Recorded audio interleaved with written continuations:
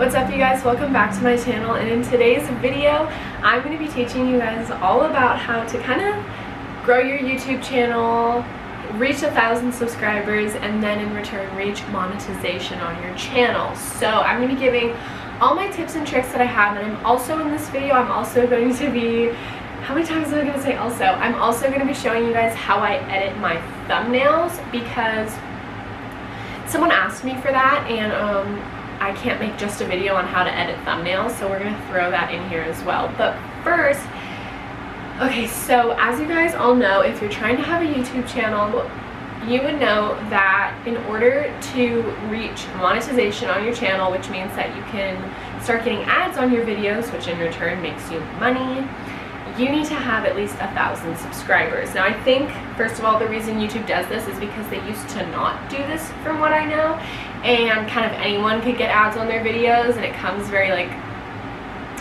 crowded area. So now you have to reach 1,000 subscribers.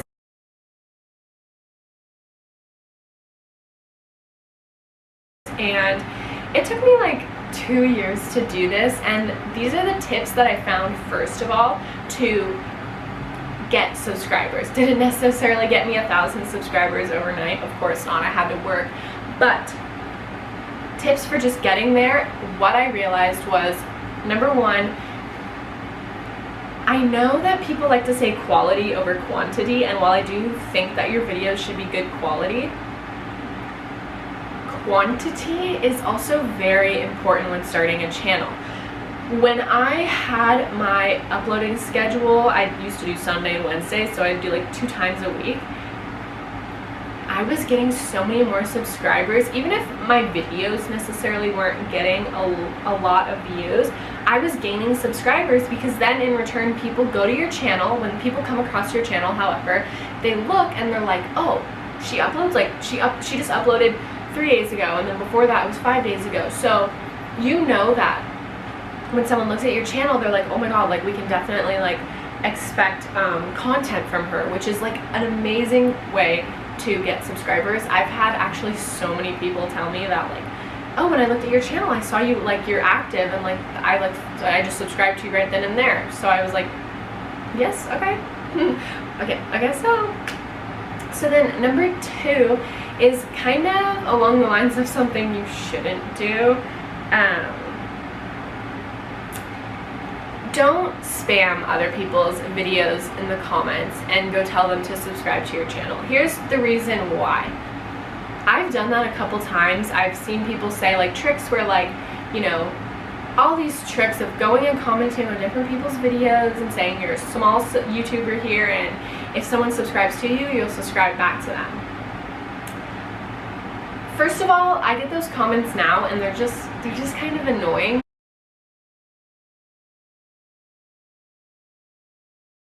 Because personally, I want people to be, and this leads me to my point, when you are commenting that and someone is only subscribing to you just so that you'll subscribe back to them, you're not gaining like a real subscriber there. Like, no one is now watching your videos, or no one is even subscribing to your videos because they want to watch your videos.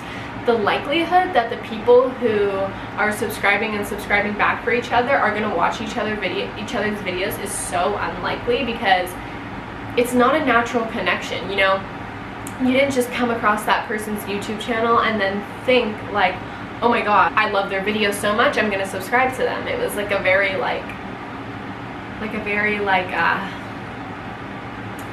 I don't know, it just seems really weird. It's like, okay, like, you know, the whole point of YouTube is to create content that you like and you want people to see, and it's not just about hitting a certain number to reach monetization.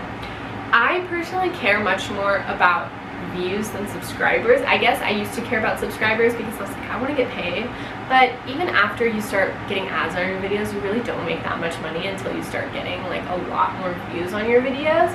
So just, I guess that leads me to my next point. So number 3, just have fun with it. Don't just do this because you see, you know, YouTubers that get tons of views, like David Dobrik, Jake Paul, and be like, oh my god, they make so much money, because it's really not that simple, and it's not that easy. You do have to put in work, and you're not just, it's really not just like a cash grab. So I would recommend, you know, start a YouTube channel if that's what you're into. Amazing, start it. Who cares what people say? Start your YouTube channel, but don't just do it because you want money, because you're going to be really disappointed and you're probably going to upload like a couple videos and then stop, and it's just a waste of your time. So then number 4, my next tip for you guys, think about the content that you're uploading and listen to your subscribers. So first of all, I look at my channel and I see which videos do well and I see what videos don't do well. And sometimes you're going to be stuck in a dilemma where the videos you like to create don't get as many views. And you're like, okay, wait, but these are the videos I love to create, like why aren't they getting views? It can suck, but something that's important when starting your channel, now while you do want to be authentic, if you really do love making videos and you do want people coming to your channel, try hopping on to like YouTube trends at the moment, just to get people to come to your channel to see your content. Now, don't do a trend if you absolutely hate it, but you know, you can step outside of your comfort zone and do a trend, and that is gonna help your channel get discovered.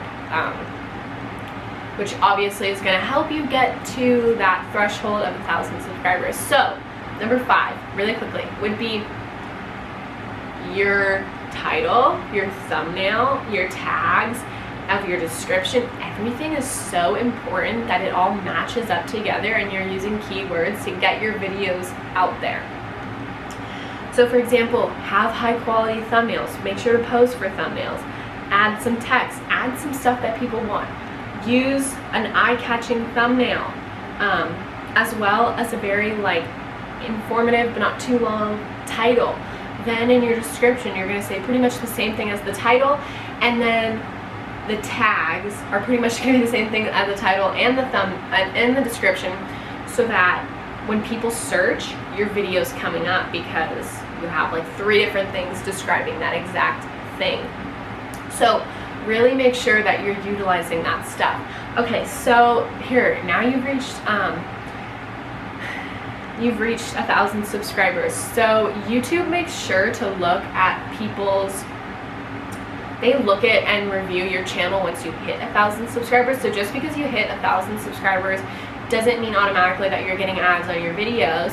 Then they have to review your channel and make sure that you follow their guidelines.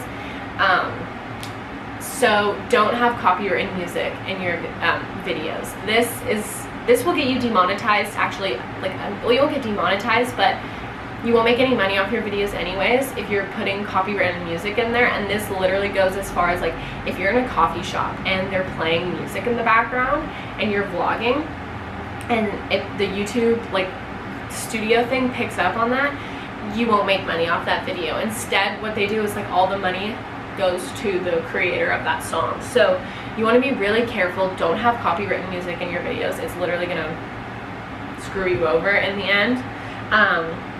Don't cuss in your videos. I'm not like too sure how strict they are on that, but they do say in their community guidelines that they don't like put ads on like cussing and like inappropriate language, and they're pretty strict about like inappropriate stuff. So just keep your channel friendly. Think about yourself as like you're presenting yourself to like people who want to put ads on your videos. Like, so you have to think like, okay, do these people want to put ads on someone who's cussing and talking about all these inappropriate things? No, probably not. And it sucks, and it makes you kind of feel like you can't really be authentic, but you'll find ways to like make your content come across still as you without having to be so like inappropriate, you know what I mean? So, okay, you've reached 1,000 subscribers. My channel got reviewed and approved like 2 days after I reached 1,000 subscribers, and I was eligible for monetization. So from then on out, you sign up for monetization through your like YouTube Studio account, and then you'll be approved. And then eventually I got it like a month later, I got a letter in the mail from Google AdSense, which is who runs the ads on your videos. they'll send you something and it has like a pin on it. This is to confirm what your billing address is so that they can send you checks. They need your billing address, which is the address of where you live. They'll send you a pin in the mail to that to confirm that that's where you live, and then they'll start putting money in your account once you make it. Now, you don't get paid until you've reached a threshold of $100. So I don't really feel like getting into like the logistics of it, of how like how much money goes into every views, but you make X amount of money per 1,000 views. It's like CPM. It's really weird. It's a little bit confusing even for me. So if you guys care about the specifics of that, there's tons of videos on YouTube about that. But then once you'll reach $100, you can look on Google AdSense and you'll see what your balance is. And once you reach $100, they'll send the $100 over to you. And then, yeah, so they're not going to send you a check for like $7, $80. They're not going to send you checks. It has to be at least $100, and they'll send you a check. So it's really exciting. I actually haven't gotten a check yet. But when I do, you really better believe that I will be showing you guys it, because I'll be so excited. I'll think it's the coolest thing ever. Okay, so to end this video off, I'm going to be showing you guys how I make my thumbnails, because people care. I don't know. So we have the screen right over here. So we are going to go to Fonto. Fonto is what I use to edit all my thumbnails. So here you have it, and then what you're going to do is click on the camera at the bottom and you'll have photo albums, and you'll go to your photos. Now, usually take a screenshot from your video itself. Okay, you have the photos, so let's go to what's on my iPhone, for example, this one right here. This is the finished product, and I'm going to show you so simply how I did it. So we're going to take this plain image right here. We're going to click on the screen and we're going to click add, add text. From here on, so I typed what's on my iPhone. Okay, move it over. I'm going to turn the size up. Then this one I wanted to do like a curve to it. So you'll move over like that and then go like this so it wraps like above my head. And I noticed that like it kind of covered my bun and I thought it looked weird, so I went back to the text and I literally just put spaces in between, just like that. Okay, so then we're going to click on it again. We're going to go to style. Okay, so you're on like the color section. If you look at the top, there's color and then there's style. On the color section, I did pink to match my phone case, so I did this pink right here. So then it looks like that. Okay, go back to the text. No, sorry, not the text, the style. Then you're going to go to style. Instead of color at the top, you're going to go to style. And what you're going to do from there is you see alpha and blur. Turn the alpha all the way up and turn the blur all the way down. Then you're going to add that like kind of like cool text-ish in the background. So that's like that. And it's literally as simple as that. This is how a lot of people I know edit their thumbnails, and it kind of like it's a popular aesthetic. So I'm trying to follow, you know, what's popping right now. So that is literally as simple as how I made that thumbnail that girl actually asked me how I made, and that's pretty much it. I don't put too much like crazy stuff into my thumbnails. I try to make them simple and just cute, and a lot of them are actually not. So that is all for this video. I hope that you guys learned something. I helped you in any way possible, and I will see you guys in my next video. Bye.